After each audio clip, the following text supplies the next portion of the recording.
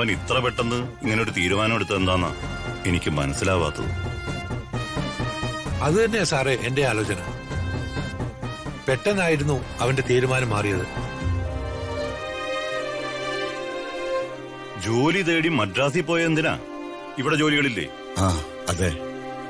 ഇനി ഇവിടുത്തെ കണക്കെഴുത്തും മറ്റും ബുദ്ധിമുട്ടാണെങ്കിൽ അവൻ എന്നോട് പറഞ്ഞാ പോരെ, ഞാൻ വേറെ എവിടെയെങ്കിലും ജോലി ശരിയാക്കി കൊടുക്കൂലേ?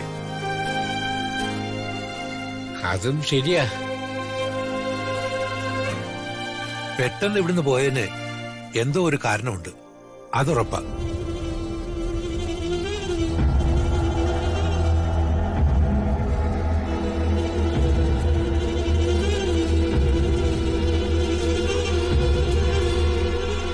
എനിക്ക് ഒരു സംശയമുണ്ട്.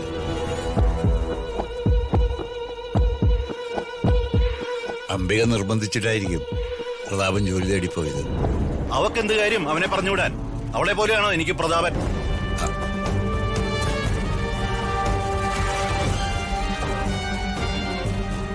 അല്ല സാറേ, എന്റെ ഒരു സംശയം മാത്രമാണ്. അത് വെച്ച് അംബികയോട് ചോദിക്കണ്ട. ഞാൻ ചോദിക്കാനൊന്നും പോകുന്നില്ല. വേണു പറഞ്ഞ ഒരു കാര്യം കറക്റ്റാ. പ്രതാപന്റെ ക്യാരക്ടർ അല്ല അംബികയുടേത്.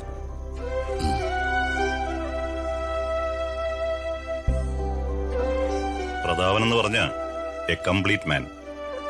എല്ലാം തികഞ്ഞ ഒരു ചെറുപ്പക്കാരനവൻ. സദ്ഗുണ സമ്പന്നനൊക്കെ ഒറ്റ വാക്കിൽ പറയാം. പിന്നെ ഒരു സൽഗുണ സമ്പന്നൻ. വിദ്യാഭ്യാസവും വിവരവും മാത്രമല്ല പ്രതാപനുള്ളത്. ഏത് പ്രതിസന്ധികളെയും അവൻ മറികടക്കും. കീറാമുട്ടിയായി കിടക്കുന്ന ഏത് പ്രശ്നങ്ങളെയും പ്രതാപൻ പരിഹരിച്ചിരിക്കും. ഒരാളില്ലാത്തപ്പോ അയാളുടെ ഗുണഗണങ്ങൾ വെറുതെ വർണ്ണിക്കുകയല്ല. പ്രതാപന്റെ മനുഷ്യത്വവും മറ്റുള്ളവരോടുള്ള പരിഗണനയും ചെറിയ കാര്യമൊന്നുമല്ല. അതുമല്ല, ആ സൗമ്യത. എനിക്കറിയാൻ വേണു അവനെ ഞാൻ മനസ്സിലാക്കിയിടത്തോളം നിങ്ങൾ ആരും അവനെ മനസ്സിലാക്കിയിട്ടില്ല.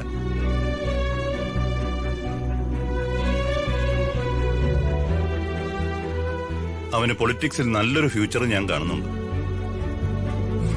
എന്റെ കൂടെ അവൻ നിന്ന് തന്നാ മതിയായിരുന്നു.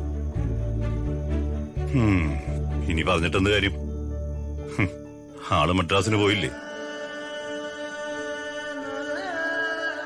പ്രതാപൻ ഇവിടെ ഉണ്ടായിരുന്നപ്പോ ഇവിടെ എല്ലാവർക്കും ഒരു ഉണർവും ഉന്മേഷമൊക്കെ ഉണ്ടായിരുന്നു. ഇപ്പോ മനസ്സിൽ നിന്ന് എന്തോ അടർന്നുപോയ പോലെ. അതുകൊണ്ട് ഞാൻ തന്നെയാ അവനെ നിർബന്ധിച്ച് മദ്രാസിലേക്ക് പറഞ്ഞയച്ചത്. ആങ്ങളെ വലിയ ആളാവണം. അപ്പോ അമ്പയ്ക്ക് ഇത്ര മോഹങ്ങളൊന്നുമില്ലേ? ഇല്ല പത്മേ. അമ്പയ്ക്ക് നല്ല വിദ്യാഭ്യാസം ഇല്ലേ? അതുകൊണ്ടൊന്നുമല്ല. വളരെ ലളിതമായിട്ടുള്ളൊരു ജീവിതമാ ഞാൻ ആഗ്രഹിക്കുന്നേ. മറ്റുള്ളവരൊക്കെ നന്നാവണമെന്ന ആഗ്രഹം മാത്രമേ എനിക്കുള്ളൂ. അതോടെ എന്റെ ആങ്ങളമാര് നന്നാവണം. എനിക്ക് മറ്റുള്ളവർക്ക് വേണ്ടി ജീവിക്കണം. ആർക്കെങ്കിലും വേണ്ടി ഒരു ത്യാഗം ചെയ്താ അതിലും വലിയ പുണ്യമില്ലെന്നാ ഞാൻ വിചാരിക്കുന്നേ. മാത്രമല്ല, ഈ കോലോത്ത് നിങ്ങളെയൊക്കെ സേവിച്ച് ജീവിക്കണമെന്നുള്ള ആഗ്രഹമേ ഉള്ളൂ. എനിക്ക് ഇവിടെ ഏതെങ്കിലും ഒരു മൂലയില് ഒതുങ്ങിക്കൂടിയാ മാത്രം മതി. അംബികയെ പോലെ വലിയ മനസ്സുള്ളവരെ ഇന്നത്തെ കാലത്ത് കിട്ടാൻ പാടാ.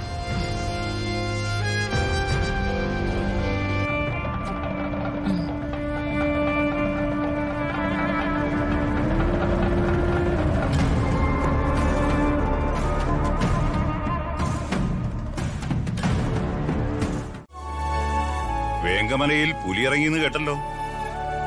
അവിടെ പുലി മാത്രമല്ല, കടുവയുടെ സാന്നിധ്യമുണ്ടെന്നാ പറഞ്ഞു കേട്ടത്. എന്തായാലും വന്യമൃഗശല്യം രൂക്ഷ. വന്യമൃഗങ്ങളെയൊക്കെ മെരുക്കുകയും തുരത്തുകയൊക്കെ ചെയ്യാടൂ. പക്ഷേ അടിക്കടി ഉണ്ടാവുന്ന മനുഷ്യമൃഗ ശല്യത്തിന് എന്താണ് ഒരു പോംവഴി? അത് ശരിയാ. ഇന്നലെയും ആ പാവങ്ങളുടെ കോളനി കയറി ഒരു പാവം പെണ്ണിനെ ഒരുത്തിന് ഉപദ്രവിച്ചു.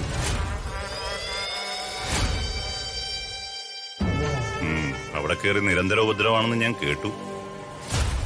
ആരാണെന്ന് എന്തെങ്കിലും സംശയമുണ്ടോ? പ്രതികളെയൊക്കെ പോലീസിന് അറിയാം സാറേ. എന്നാൽ ഇതിനൊരു ന്യായമായ പരിഹാരം കണ്ടിട്ട് പ്രതികളെയൊക്കെ ജയിലിലേക്ക് അയച്ചിട്ടേ ഞാൻ ഇനി തിരുവനന്തപുരത്തേക്കുള്ളൂ. വേണോ കാറെടുക്ക്. ഞാൻ ചാവി എടുക്കട്ടെ സാറേ? പോരാ. അതെ, മോള് കൂടെ വരുന്നുണ്ട്. അവളെ ഡാൻസ് സ്കൂളിലൊന്നും ആക്കണം. അതിനെന്താ, അവളോട് വരാൻ പറ. മോളെ വരുന്നമ്മേ. അല്ല, മോക്ക് കൂട്ടുപോവാൻ ഒരു തോഴി ഉണ്ടായിരുന്നല്ലോ, ഇന്ന് കണ്ടില്ല. ശരിയാണല്ലോ, അംബിക എന്ന് കണ്ടിട്ടേ ഇല്ല. പോലോത്ത് മുഴുവൻ കാര്യങ്ങളും നോക്കുന്നത് അംബികയല്ലേ? എല്ലാം കഴിഞ്ഞ് റെസ്റ്റ് എടുക്കുകയായിരിക്കും. അംബിയെ കുറിച്ച് ആരും ഒരു നല്ല വാക്ക് പറഞ്ഞ് ഞാൻ ഇതുവരെ കേട്ടിട്ടില്ല, പ്രത്യേകിച്ച് ജഗന്നാഥൻ. ഇന്നൊരു നല്ല വാക്ക് പറഞ്ഞല്ലോ, എന്തു പറ്റി? അതും ശരിയാണല്ലോ. അംബികയുടെ കഷ്ടകാലം മാറുമായിരിക്കും. പ്രതാപൻ ഓർത്തല്ലേ അംബികയോട് എല്ലാരും ക്ഷമിക്കുന്നത്.